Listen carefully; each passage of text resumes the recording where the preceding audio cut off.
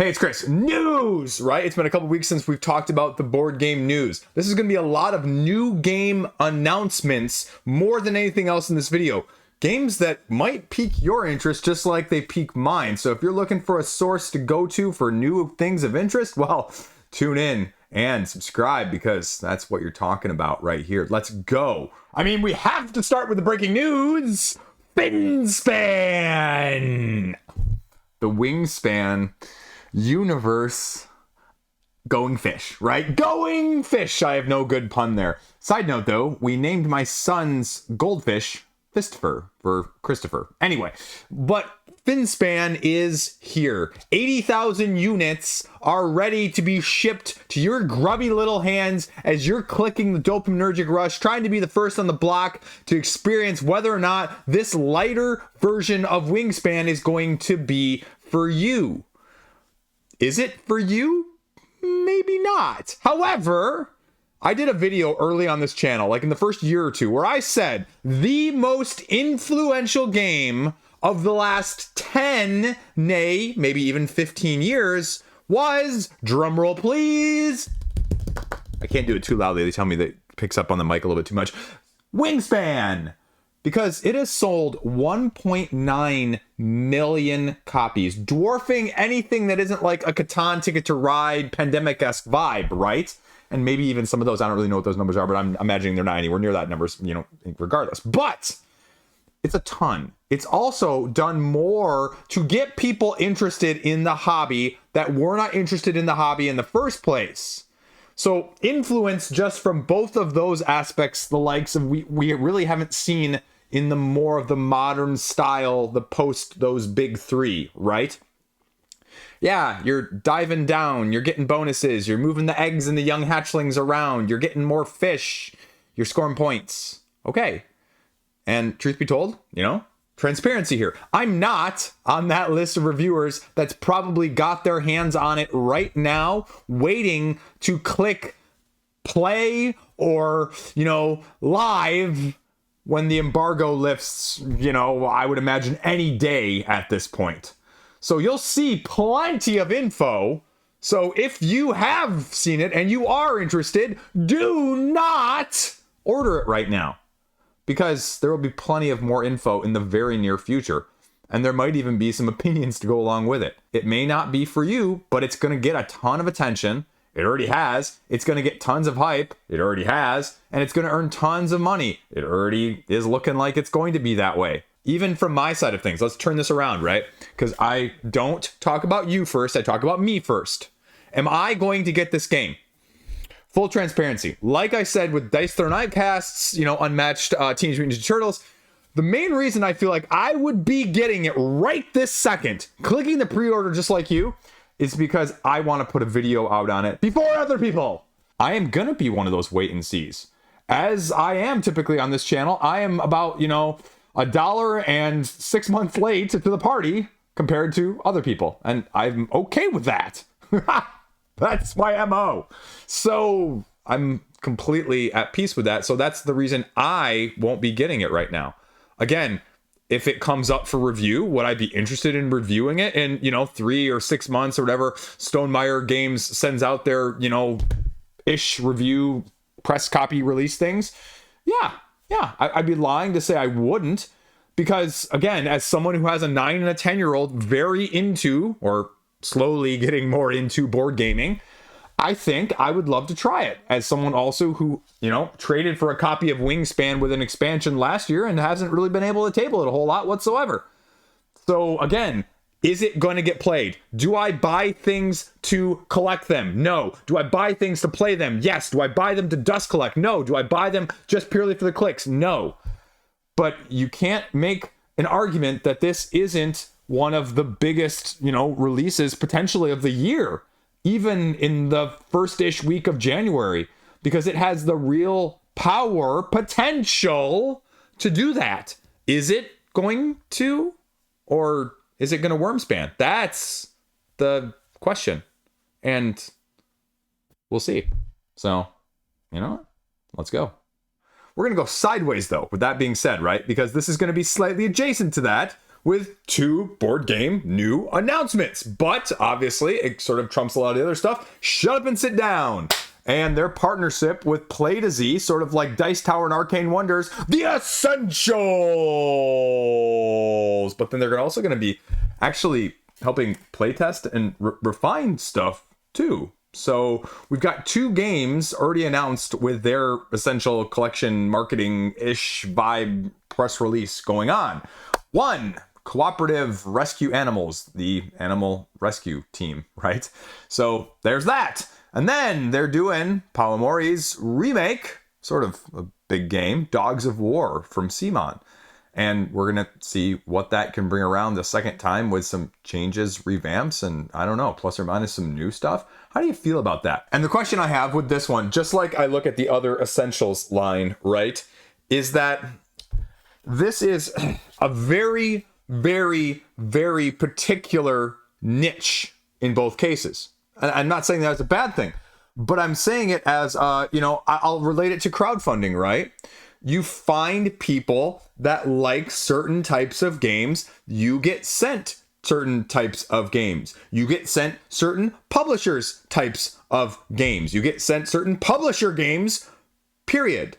I'm not pointing the finger at anyone else before I'm pointing it at me, right? This got sent to me. Waste of Parts got sent to me, right? Those are things I'm going to overwhelmingly likely enjoy more than not. But if you don't share my tastes, no amount of enthusiasm for this is going to change your mind. Or frankly speaking, it shouldn't. It shouldn't change your mind.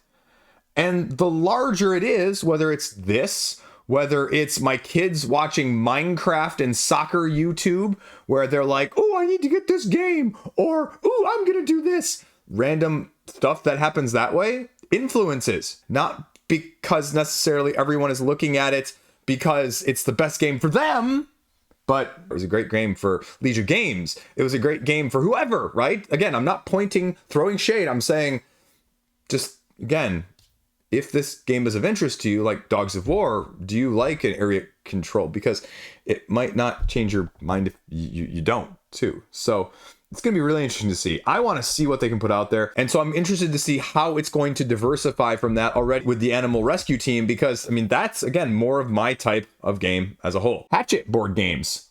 Gwent. We're getting a Gwent physical version in 2025 from The Witcher 3. How do you feel about that card game? There was an implementation of it, they said, over on Steam a couple years ago after 3 came out, and it was very mixed because I guess in the game, players were saying it worked very well, but isolated outside of the game, when you're doing player versus player, there was some mixed feelings. So what incorporation, how much difference is it going to be in that way?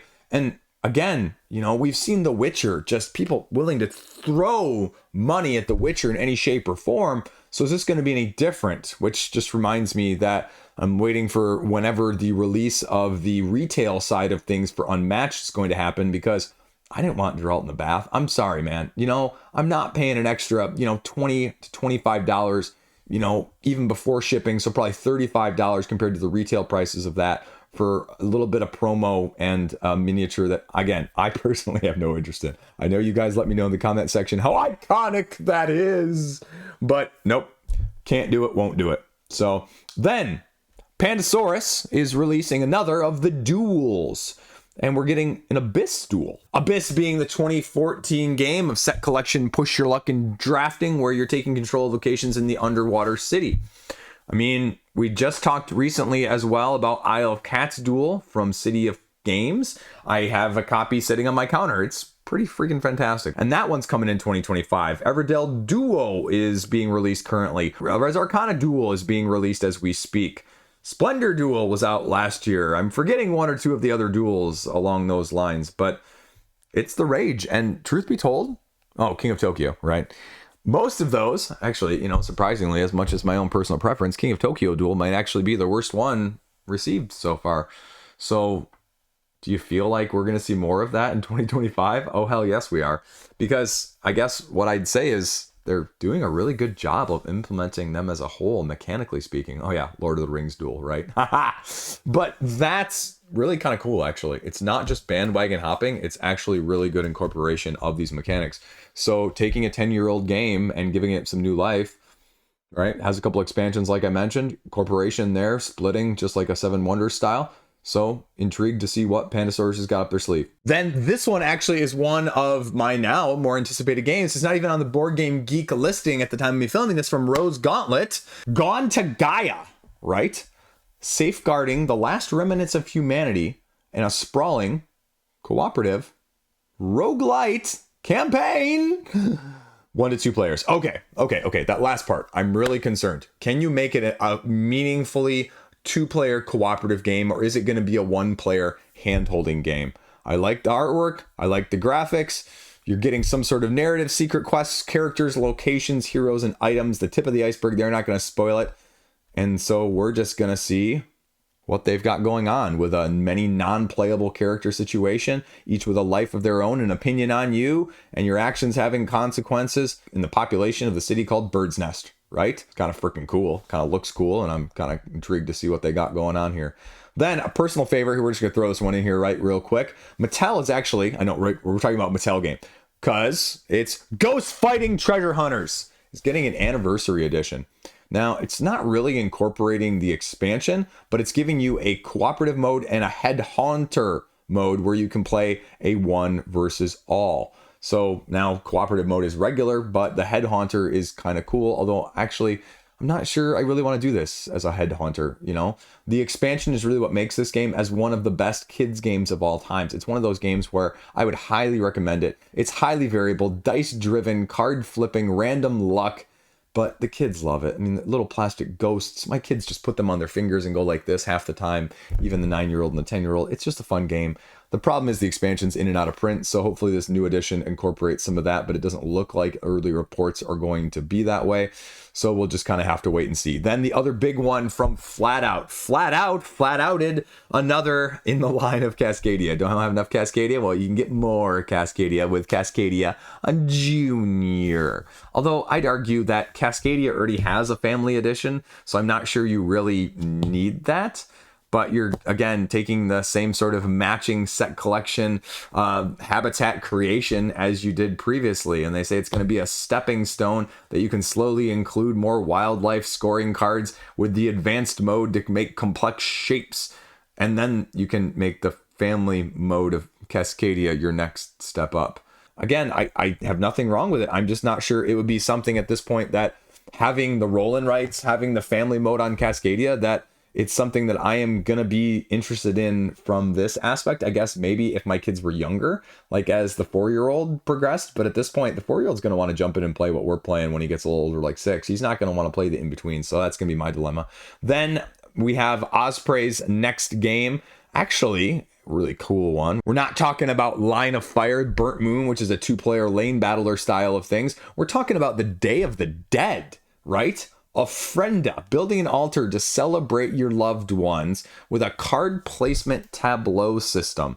I kind of like that. 1 to 4 players, competitive, arranging portraits of your relatives. I mean, that's kind of a little creepy though at the same time. Fulfilling their dead wishes and seating them next to their cousins that they want to be seated next to, and the food that they want. Okay, it reminds me a little bit more of like a Flatout style of game, speaking of them, like a Verdant situation, if you will. But while I was perusing, I actually saw they have another one on the board for 2025 as well, called IR, Children of the Sun, going more in the Inca realm.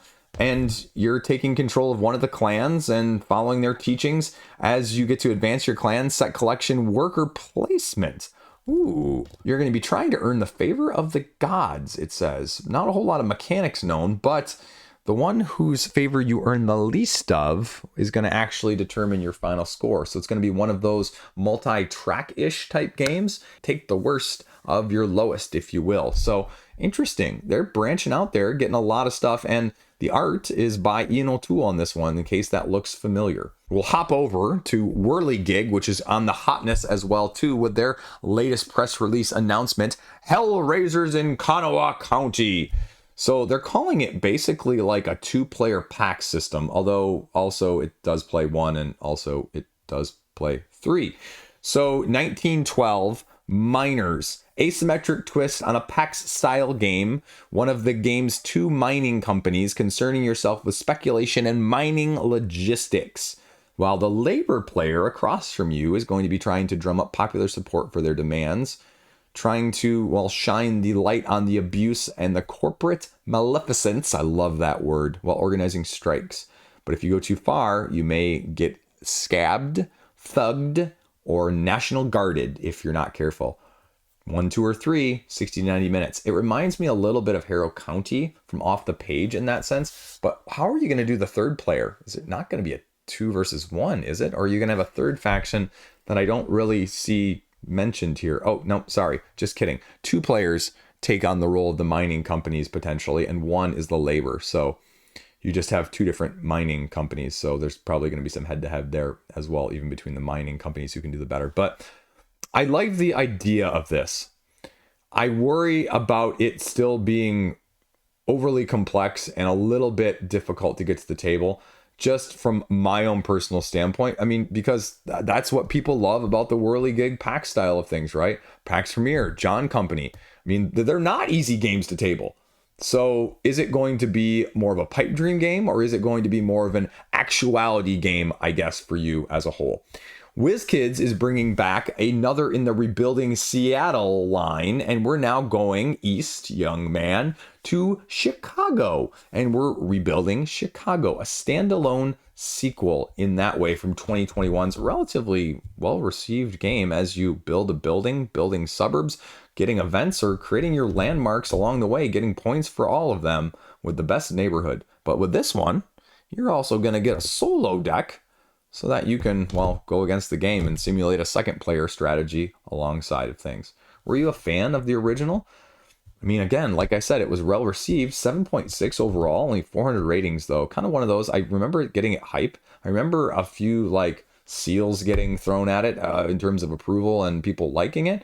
But that's a lot lower reviews than I would have expected as a relatively well-received game, and actually has more of a 2023 entry on Board Game Geek. So interesting. Back to the family style of things, Akropolis, the 2022 game where you get to place your little districts down with a little bit of leveling on top of each other, color-based, and open drafting tile placement-ish as you choose your tile, arrange it, and build higher levels to increase the values of your districts, is getting an expansion in the form of Athena, trying to make Athena's favor your own. You're going to have specific skills, though, in this case, that you're going to be integrating into the base game via the use of challenge construction cards. You can complete each of them only once. When all of them have been done, then you count the points as usual, but whoever built the statue of Athena based off of that gets extra points.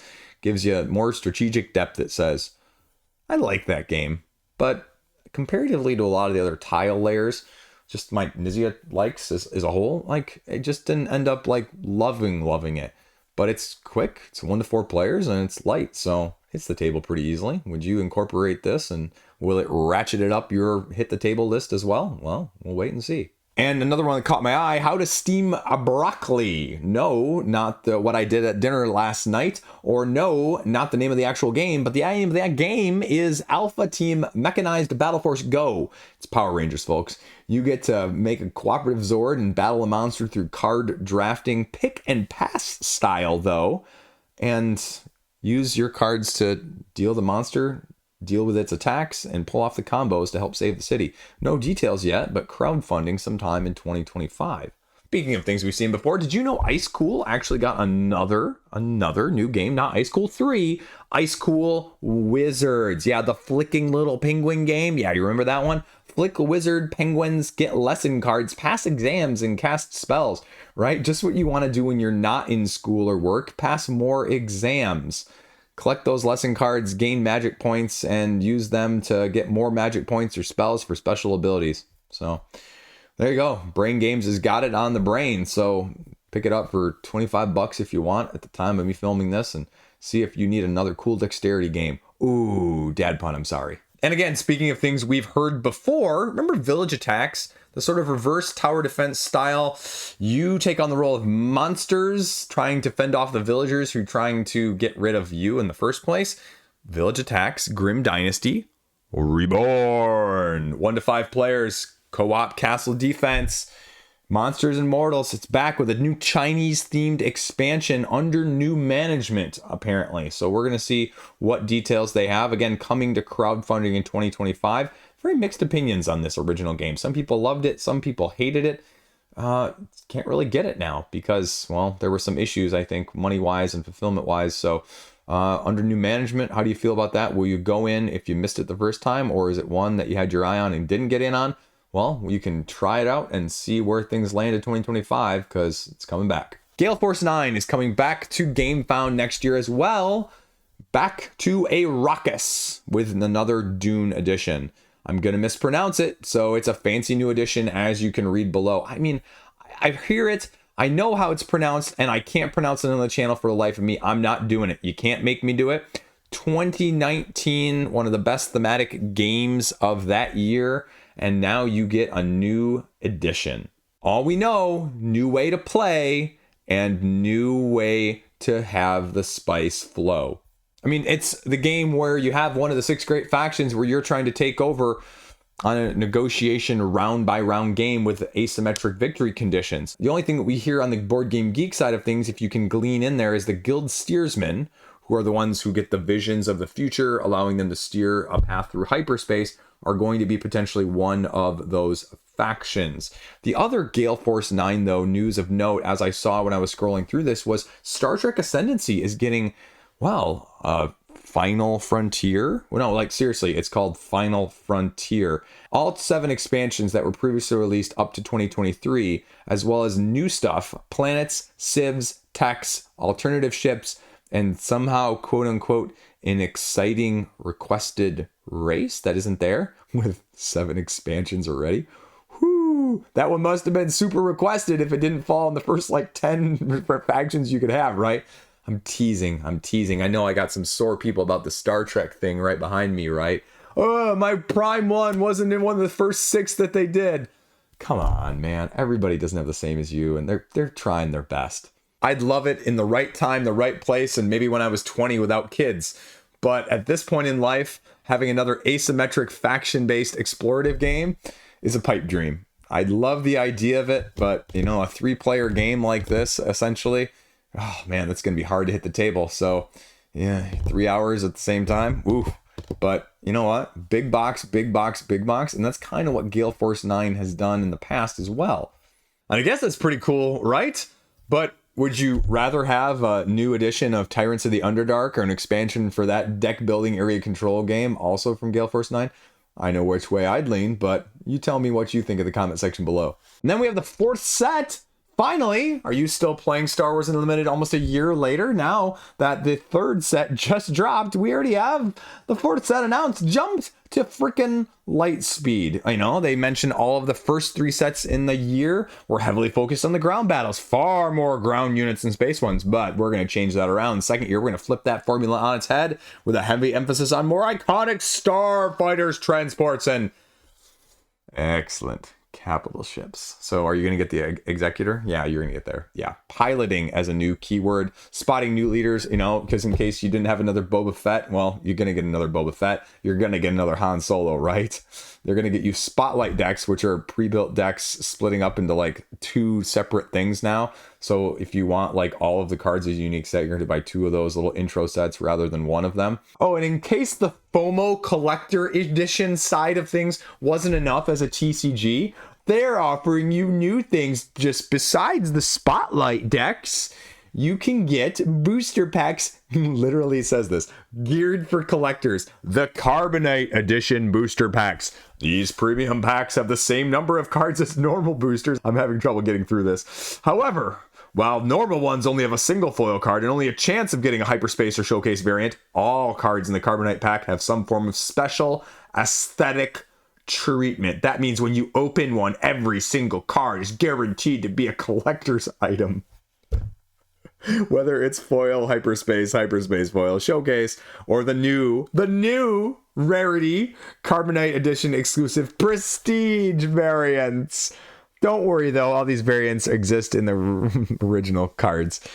So, right, you can pay extra for your collection completionist style of things. I can't make this stuff up, but it's killing it and it's going to have longevity. So are you going to get in? Well, you're best off paying $30 for a complete set of common or uncommons from the previous sets, so you don't have to buy it any other way, and you'll be fine making your fancy decks that way.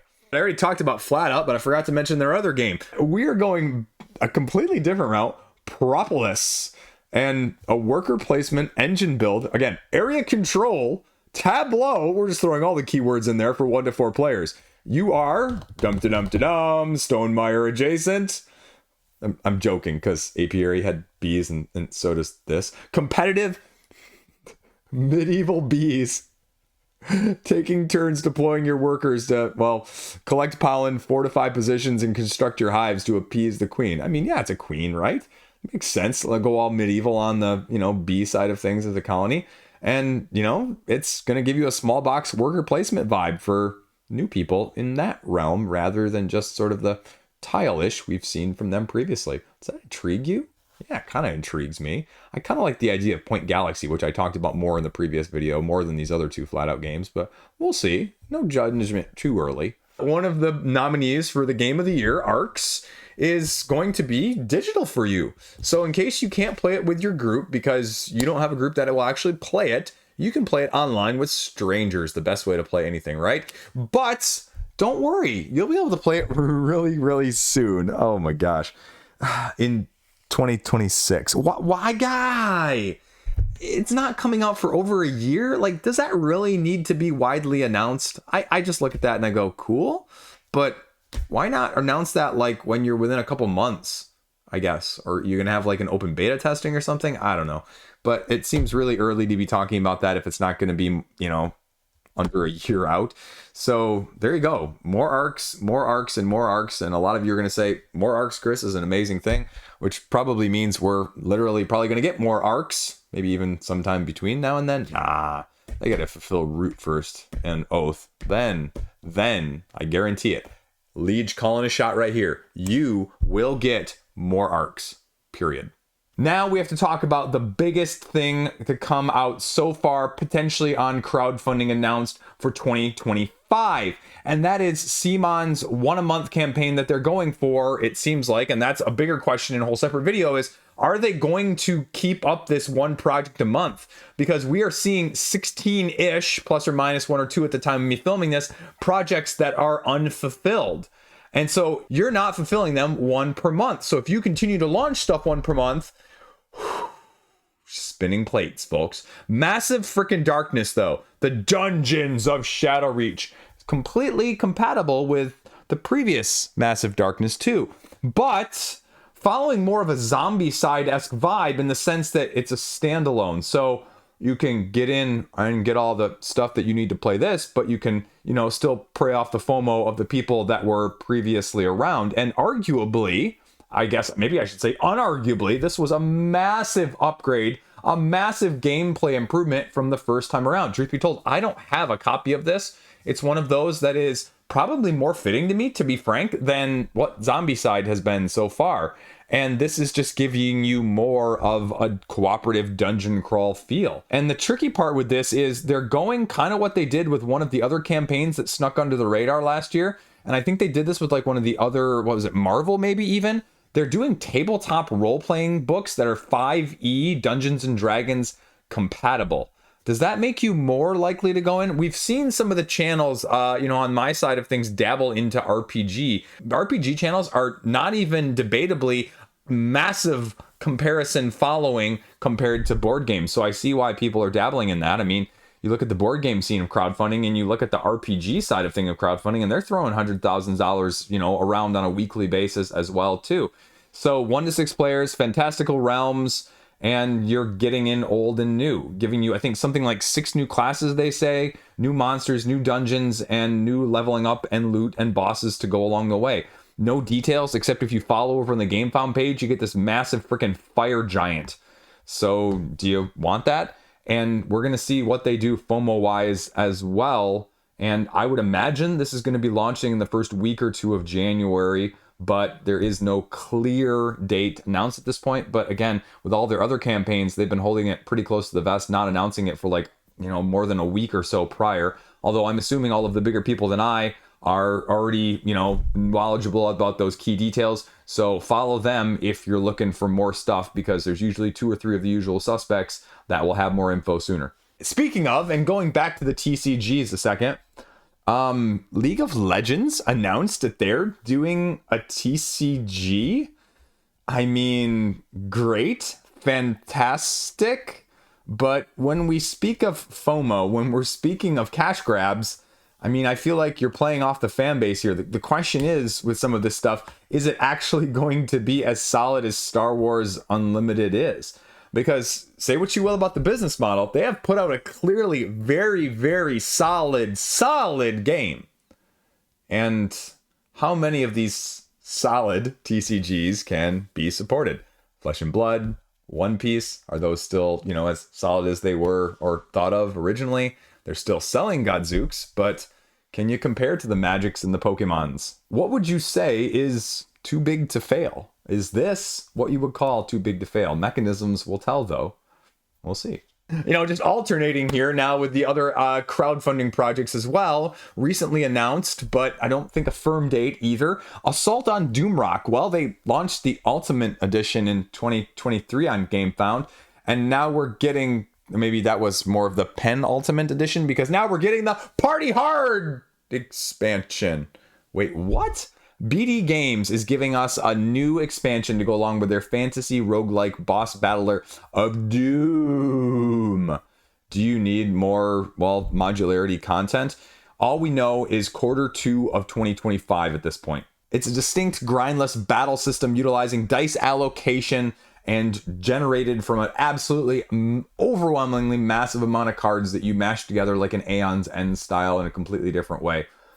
It's got relatively great ratings overall. People really love it. It's one of those games, when this funded on 2023, I was very close to backing it as someone who wanted to dabble in it. And this is just going to FOMO again for me in that same way. Very similar from a completely different mechanical standpoint to something like when 51st Master State did their Ultimate Edition on GameFound. Very, very tempting of games with very good pedigrees. And especially as a cooperative game in this one, it's scratching the itch that I really love in the first place. So be lying to you if it wasn't really going to be tempting to me in the very near future. And going back over actually to Kickstarter, the next from Rosenberg, his game is called Click a Tree, a lighter style tile laying game where you are basing it off of synoptic agriculture, essentially, planting trees over in Africa, trying to help Ghanaian farmers create the perfect synergy of shade and light and groupings of trees and the balance between them. Only has 300 followers over on Kickstarter page right now, but I'm really intrigued as someone who really, really enjoys these light-ish, not like super, super light, but like a Blue Lagoon style weight. Choose 9 of 15 different tasks available to you. You have at least 6 different tree types, 2 different fruit types. Kind of clever. I like the idea of it. I like the light tiling. I like the weight of it. I think the accessibility is going to be there. It reminds me more of something that I just recently talked about, Spectacular. Highly under the radar game as a tile laying with the use of dice. It's probably not going to be one of those hundreds and hundreds of $1,000s, but it, $50,000, $100,000 for a game like this. Give me a little bit of extra and don't bling it out too much. Show me what you got, Skelly Games. Here's one for you. Did you know, you're probably familiar, great gateway game for a lot of people. Splendor, obviously, the Duel edition, absolutely tremendous game. I think it's ranked in the top 100 some rankings overall on Board Game Geek right now.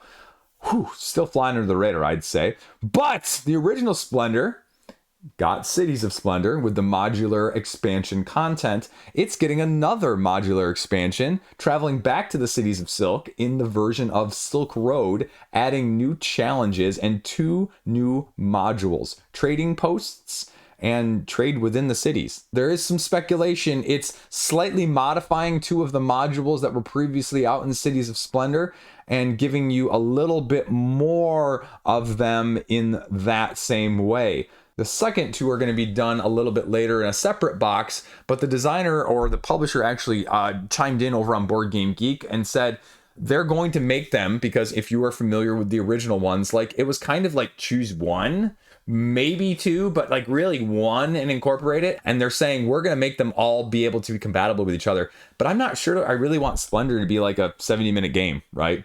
20 minutes, great, race, there you go.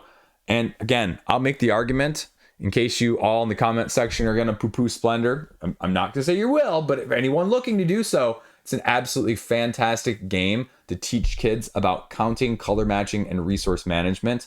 I will die on that hill because my kids absolutely learned a lot from it in terms of just basic school work and management from that aspect of things. And I think it really helped with their math as well. So I will always, forever be a fan of that game. I won't always ever want to play it, but kudos where kudos is due.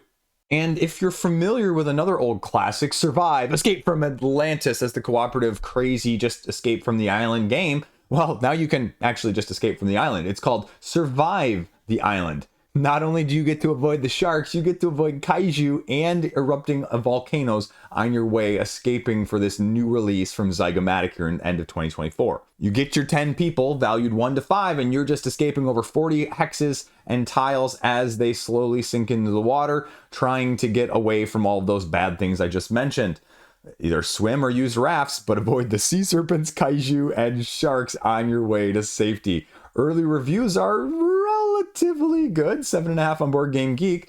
So I've never actually played the original. More accessible, easier price point. Don't have to worry about whether or not I can get the expansions, because a lot of them I think are really hard to obtain now.